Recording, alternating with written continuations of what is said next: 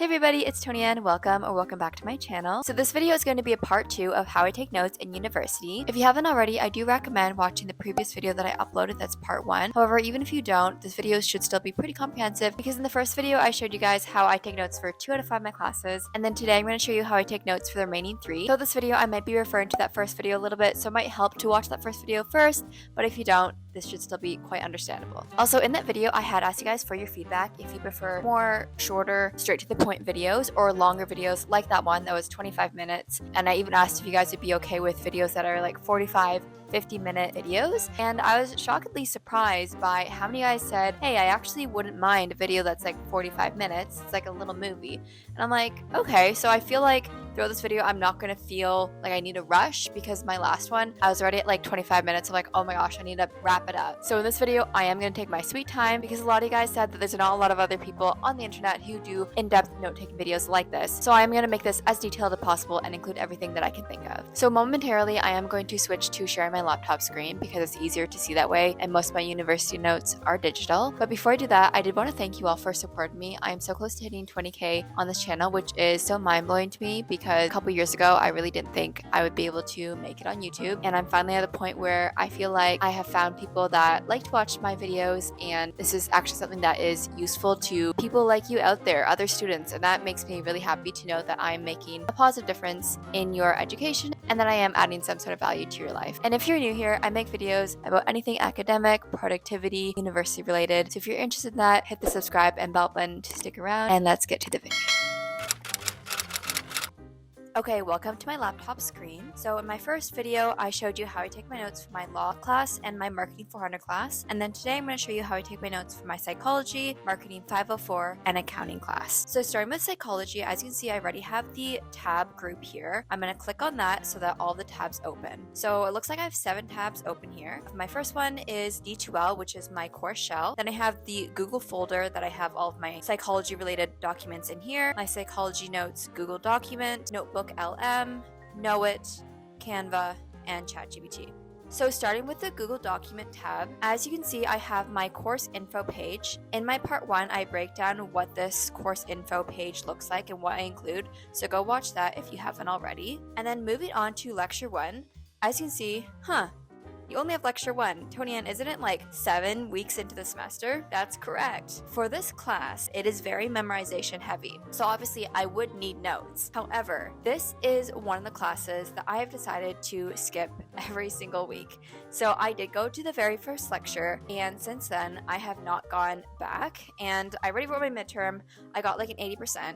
So it's not like I'm flunking in this class or anything. And I'm going to quickly explain why I skipped this class. Okay, so I'm actually going to quickly explain this on camera. Also, I'm on my walking pad, by the way. But the reason that I have decided to skip this class is because my professor literally posts everything on D2L. Everything that I'm going to be tested on, she posts. I know that a lot of professors do choose to post their notes online. However, a lot of the times they tell you things in class that are very relevant in terms of how to do well. But my professor literally posts all of that online. And so instead of going to that 3-hour lecture every week, I decide to just use that time however I want and then catch up on the slides whenever it works best for me. I know that a lot of my friends and peers kind of like shame me for skipping so many classes, but when you have a super busy schedule and you are trying to constantly make the most use of your time, figuring out what classes that you can skip, if you know that you can still teach yourself the material and do well in that class without going, and you are still learning without being in the classroom, then I don't see a problem with it. I do know that I am paying for these classes, my tuition, I'm paying to learn from my professors, but at the end of the day, this is what I choose to do. I'm definitely not recommending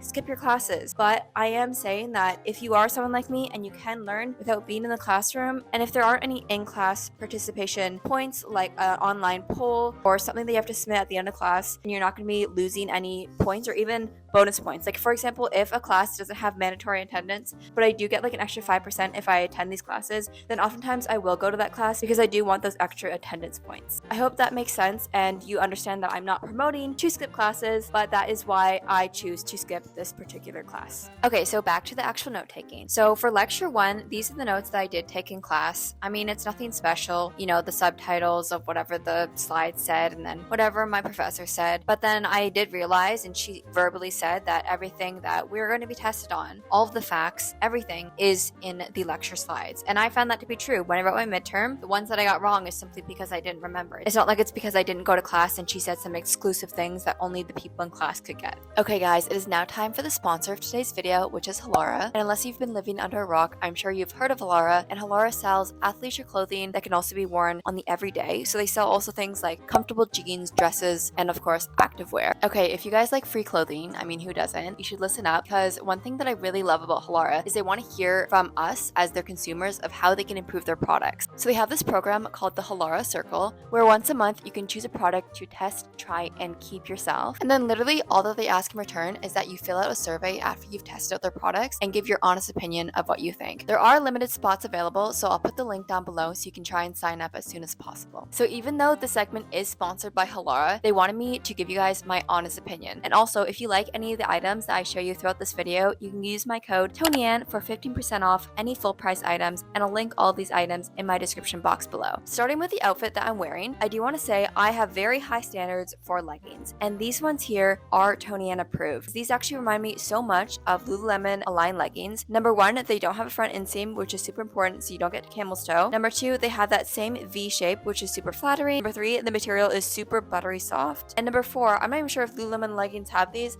but these Halara ones have these really nice deep pockets that my phone can fit in. So when I'm at the gym, I don't actually have to put my phone on the dirty ground like I normally do. Okay, and then this is their Softly Zero plush tank top. I also really like this one. The only thing that I would complain about is that you can kind of see the pads, but luckily they are removable. Okay, yeah, I actually just removed one of the pads on the left side here, and as you can see, it looks so much better. For a monochrome moment, I have these exact same leggings of the green ones, but now in this charcoal blue. And then there's this tank top. And while I do like the concept of the crisscross in the back, my issue with this is that these straps are falling. I feel like my proportions are pretty average, so I think this might be a design flaw. Okay, now onto an outfit that I actually don't really like either piece. The first one is the top, and I don't mind it so much, but it's a personal preference. I personally don't really like this silhouette on me. So literally nothing wrong with this t-shirt. It's just not really something that I would personally choose to wear. And then we need to talk about these shorts. While I do really love this color, super soft, but the obvious problem here is the camel toe because of the front seam. I do have to say, Halara did get the butt scrunch down. As you guys know, some butt scrunches on shorts can look like a butthole, and luckily these ones don't do that. Now I'm going to quickly show you guys some items that I'm not going to try on. The first one's being the exact same leggings from earlier, but in this pretty blue. And I want to try and show you guys just how high quality everything is made. Like, as you can see, the waistband is super thin, the fabric is stretchy, and I wish you could feel just how buttery smooth this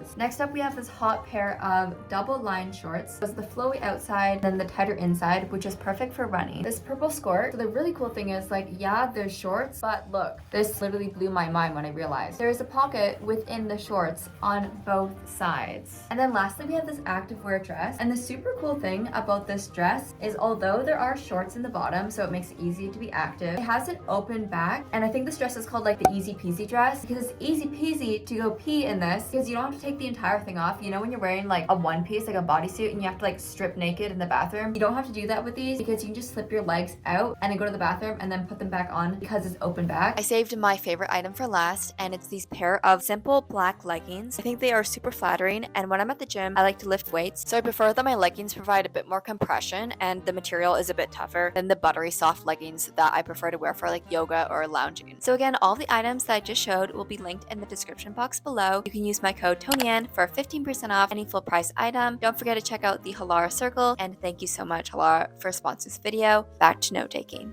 Onto this next tab. I can actually delete this. I'm done with assignment 1. I don't need that anymore. And then the last tab is a tab that I always have for all my classes, and it's notes on how I like to take notes for this class. So it's always different for each class. This one, I said, create note flashcards based on the slides or PDF notes. Identical, but slides have more images. So I'm saying that the PDF notes, because she provides a PDF file and a slides file, I'm saying that these two files are identical, but the slides have more images. So I prefer to study off of them because they're more visual. And when I say Know It flashcards, I'm going to show you what that is in a second, but Know It is the website that I like to use to create digital flashcards because, like most people, example, I used to use Quizlet for my flashcards, but I actually prefer Know It. And then I wrote a note saying, don't bother wasting my time rewriting my notes. I feel like most students, they've been taught that the best way to study is to obviously have notes. And as you can see, I only have notes for lecture 1. Even then, they're not complete. They're pretty short. And so I actually wrote a memo to myself, telling myself, hey, don't bother wasting your time rewriting your notes. And I'm going to explain why in a second. Then I just reminded myself that I have 3 exams, all multiple choice. I like to write this because studying for multiple choice is a lot different for studying something that is very application based. Then I have a little memo about what I need to remember for lecture 2. In lecture 2, it was very history based, and I learned about a lot of different historical psychologists. My professor said that we don't need to remember any specific dates/years, only their names and what they accomplished. And this was relevant for when I was making the flashcards for lecture 2. And then lastly, I have the prompt that I like to use for Notebook LM, which is actually the next thing that I'm going to show you. Okay, so Notebook LM is something that has kind of gone viral on TikTok within the past, I want to say like 6 months. And it's the website that people have been using to create podcasts using their lecture notes. So what I did here, so this is the Notebook LM homepage, and I have a folder for psychology. So I actually only started using this about a week ago, I'm going to be completely honest, but it's something that I think I'm going to start using more frequently. So Psychology 102, you can add sources here. So as you can see, I already have my lecture notes from chapter 5 and then also chapter 6 or lecture 6. And so you can easily just upload them from your computer. And then what you can do is you can select which sources you want to use. So I found this feature actually doesn't really work. I'm going to show you what I mean by that in a second.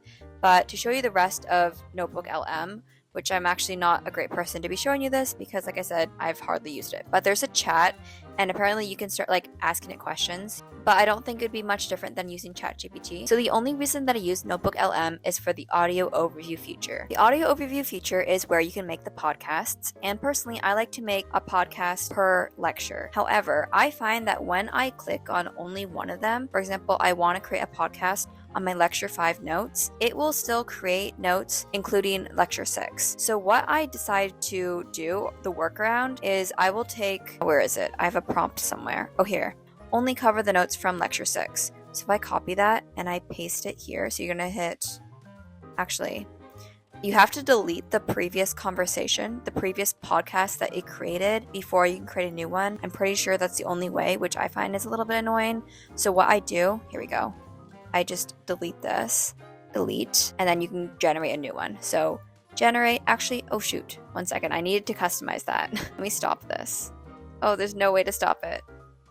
Okay. So I definitely think that there are some improvements that they could make on the user experience because I would love a stop button like there is on ChatGPT, and I would love if this feature would actually work. So I'll be back once this has generated and I can delete it. Okay, we are back. It seems silly that I'm just going to delete it again, but I delete it, and as you can see, there is no option to add another audio. There's only delete. So I'm going to delete this, and then I'm going to hit customize. And then as you can see, it asks you, what should the AI host focus on? Some things to try: focus on a specific course, focus on a specific topic, target a specific audience. So the prompt that I've been using for each of my lectures is simply only cover the notes from lecture blank. So let's say I wanted only to focus on lecture 5, generate.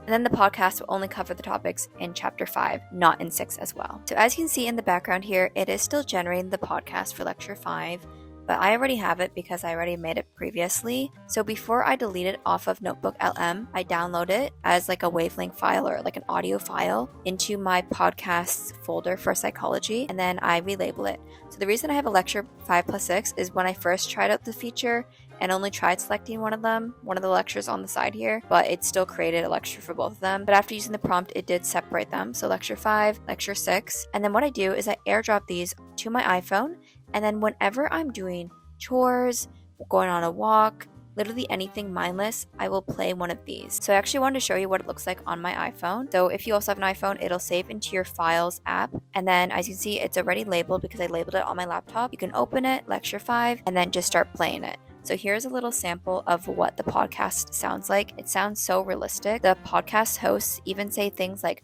or have pauses like a real person. It's crazy. Get ready, folks, because today we are going deep into the world of sensation and perception. Oh, yeah. It's going to be a wild ride. Buckle up. We're talking about how we experience the world around us, and let me tell you, It's way more complex than you might think. Oh, absolutely. Okay, I actually wanted to chime in here and kind of explain a little bit more of how exactly I study for this class, because so far I've showed you that I don't type notes for this class, and instead I make an AI-generated podcast.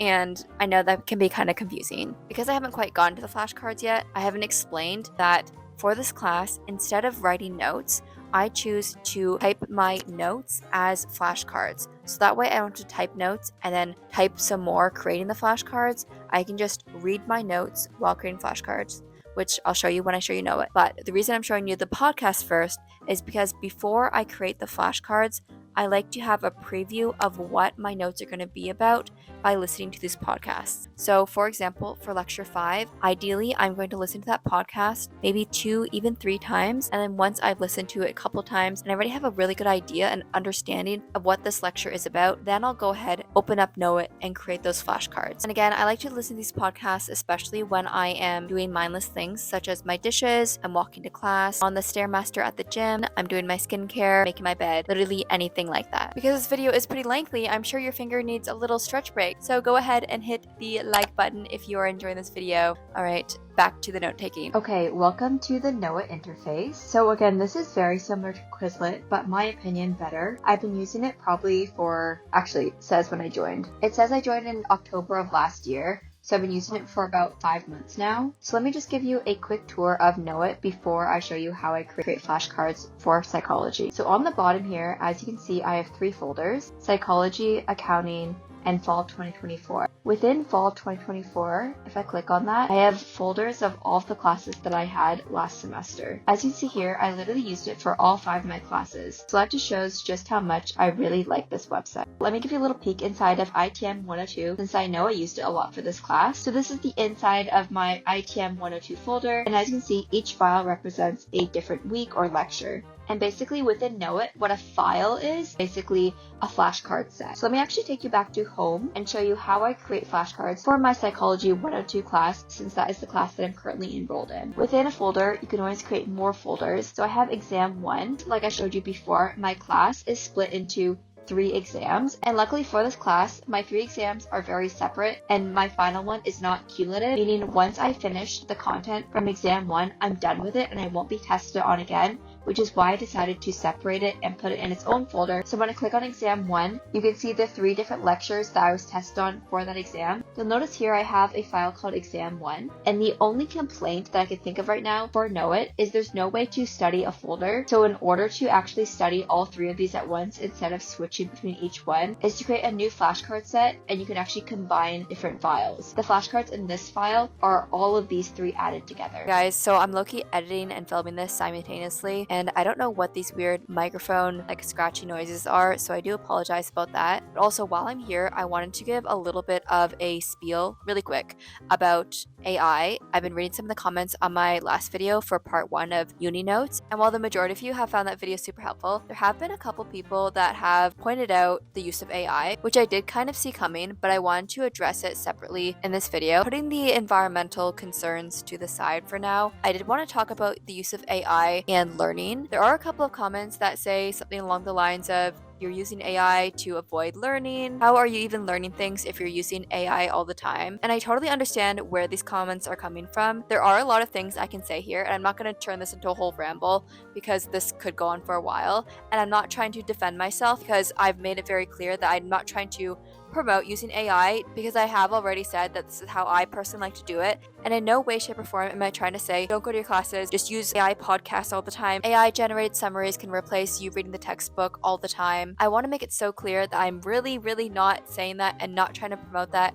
I'm just saying these are the things that I use to help me be the most efficient as I can, more productive. At the end of the day, AI is a tool. I feel like the saying, if you can't beat them, join them, is very applicable here. AI is constantly improving, developing, and of course it's a personal choice whether or not you decide if you want to use AI, but I'm not trying to gatekeep here. These days we're literally living in such a fast-paced world where things are constantly improving. And I feel that if I don't take advantage of AI, I will fall behind. I mean, at the end of the day, I'm just a student who's wanting to help other students. So take everything that I say as a grain of salt. It's up to you whether or not you want to use AI. And again, I'm just showing you guys how I personally like to use it. I'm not trying to promote AI, nor am I trying to tell you guys not to use AI or trying to replace the educational system that we have with AI, because I don't think AI can replace a lot of the human components of education. It's just a really great tool that students can take advantage of if they choose to.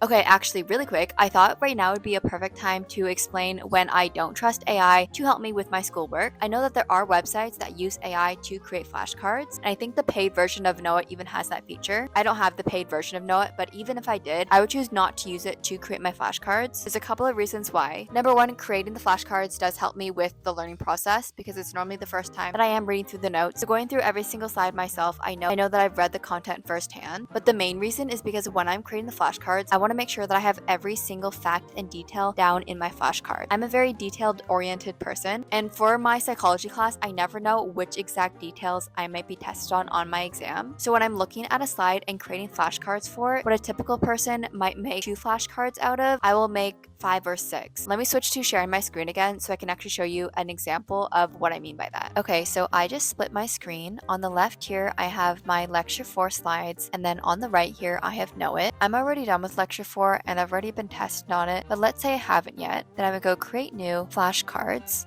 I would put the title here. You can also add a description and tags. And you know how I was just talking about AI creative flashcards? I think that's what these features up here are for. You can create flashcards from Google Notes, a PDF, a PowerPoint, or even from Quizlet. Now, I actually have used the Quizlet feature before, where you can upload your old flashcards from Quizlet. I used this feature in first semester when I was transitioning from Quizlet to Know It. And the only reason I used this is because it wasn't really using AI. It was just taking the exact flashcards that I have already created on Quizlet and converting them into Know It form. But I don't like creating my flashcards from anything else, because again, I don't know what AI might miss, and that 1 or 2 details from a slide might be the things that I'll be tested on, and it's just not worth the risk to me. And then when we scroll down here, this is where the actual empty blank flashcards are. Automatically starts with 4, and then you can add cards as you go along. So like I said, I'm going to give you an example of how I would create a flashcard from a singular slide. Now, what I feel like a lot of students would do, they would copy all of these words, paste it under definition,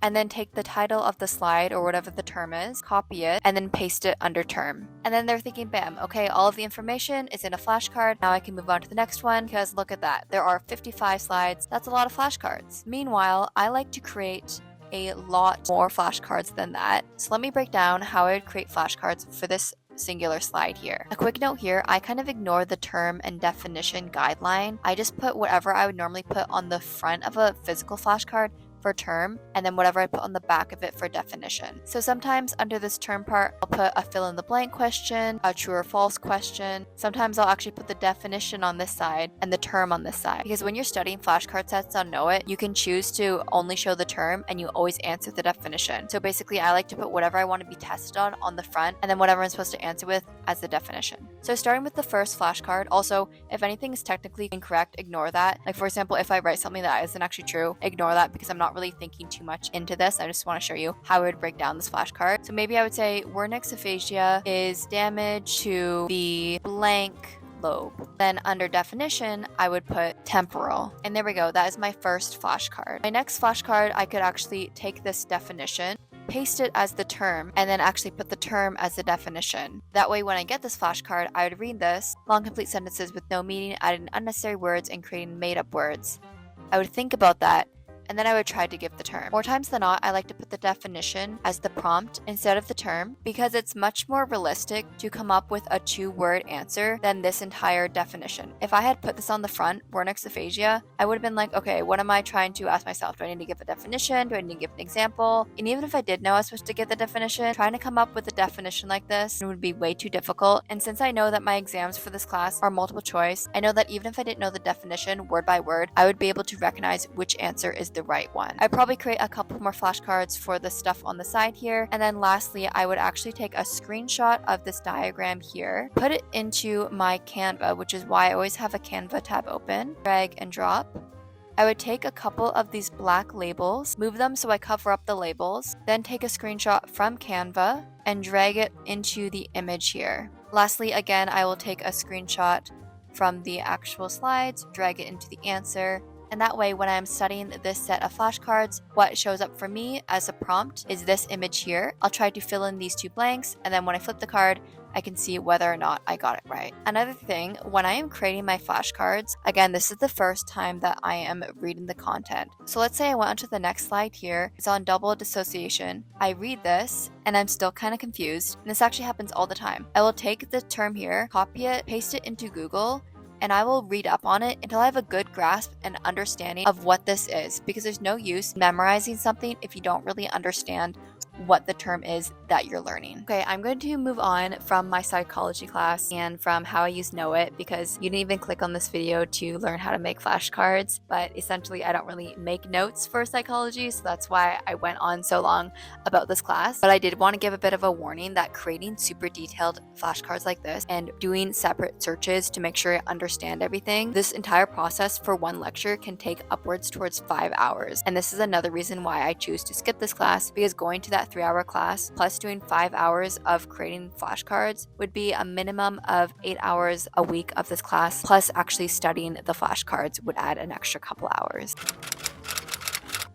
Okay, now I'm going to show you how I create notes for my Marketing 504 class. When I click on my group tab here, as you can see, I literally only have 2 tabs. I want to say that my Marketing 504 class is my easiest class this semester, and I don't really do too much for this class, and I'm very blessed to have kind of a bird course this semester. That being said though, this is the #1 class that I will not skip this semester. The reason is because her assessments are so particular to her exact lectures of what she personally teaches to our class. Let me give you an example to kind of clarify what that means. I already wrote my midterm for this class, and I kid you not, one of the questions was literally like, in the story that I told you in class, she used to work at a law firm. At the law firm that I used to work at, who had the most influence? A, the CEO, B, the administrator, C, the secretary, or D, the client's wife? And the answer was D, the client's wife. It was something along those lines. My point is, nowhere in the lecture slides did it say that. And obviously that is not going to be something in the textbook or anywhere online, because it's a personal story that she told us in class. I haven't had a lot of professors in the past that have tested us on very specific things like that, but I've learned that in order to do well in this class, literally all I have to do is go to class and take notes of exactly what she says. I literally write down every single thing because I have no idea what I'll be tested on the exam. So let me actually show you what my notes look like for that class now. As always, my first tab is my course info, and then below that I have chapter 1 and chapter 8. And unlike my other classes, if you watch part 1, I don't create separate tabs for the notes that I write in class and the notes that I write from the textbook or from the lecture slides, because like I mentioned, in order to do well in this class, the only thing that I have to do is write good notes when I'm actually sitting in that lecture room. So let's click on chapter 1. As you can see, my notes for this class are a little bit more aesthetic. I pulled out the colors, which is the first we're seeing in all of my classes so far. While we're on the topic of aesthetics and looks of notes, I want to show you guys really quickly how I do this exact format, because I do think it is kind of visually appealing. So I'm a big Times New Roman girly.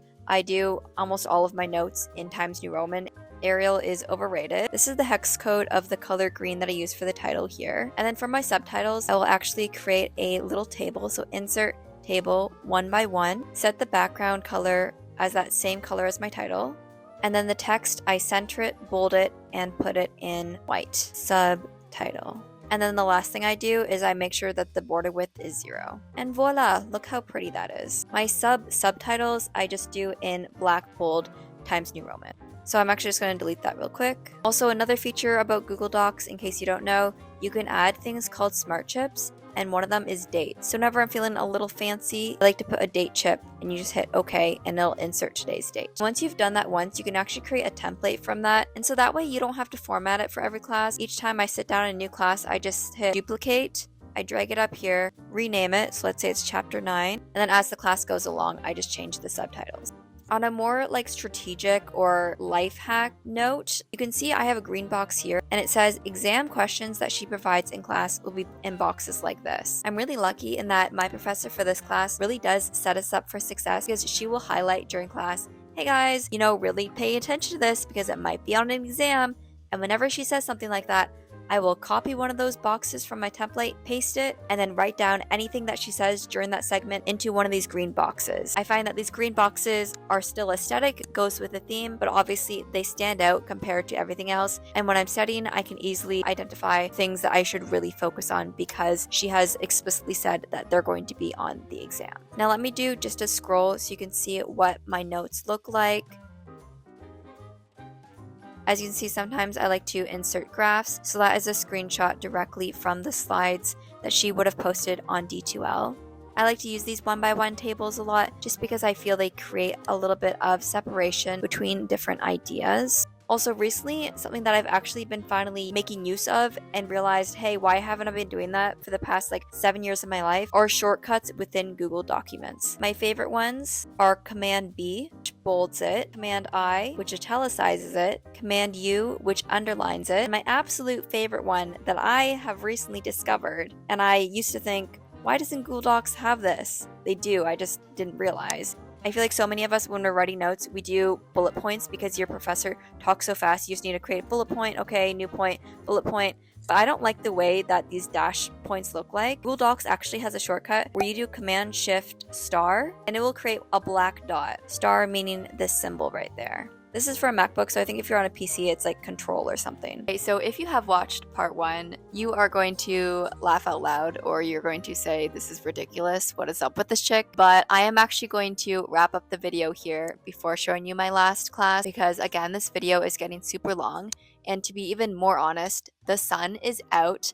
I have been working on this video for about 4 days straight now, and I really want to go on a walk and get this video out. And if I wait until I show you how I write my notes for accounting as well, it's going to take at least another few days before I upload this video, and I really just want to get this out here. If enough of you guys in the comments do show interest in how I write notes for accounting, because it is quite different from the rest of my 4 classes, as it's the most math application based class. We'll try to pump out that video before the semester is coming to a close. But otherwise, I might not get around to that class just because I have a lot of other videos that I do have planned and want to share with you guys as well. I really hope none of you guys did stick around just for my accounting notes because I'm so sorry to say that it will not be in this video. I hope that the 2 classes that I did show you how I create notes for was helpful and that you found some new resources, new tips, tricks, life hacks that you can apply to your own notes, whether you're in high school, university, or college. As always, thank you so much for watching. After you're done watching this video, go outside in the sun like I'm gonna do. I don't know, I'm so happy because it's basically spring now. If you're still sticking around at this point in the video, leave a comment down below where you guys are at because I'm in Toronto, Canada, and it is finally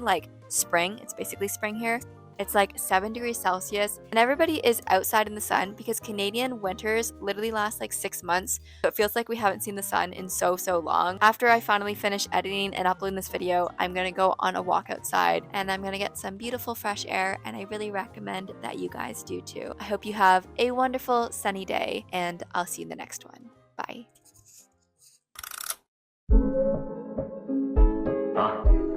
Oh, hello, Papa. What's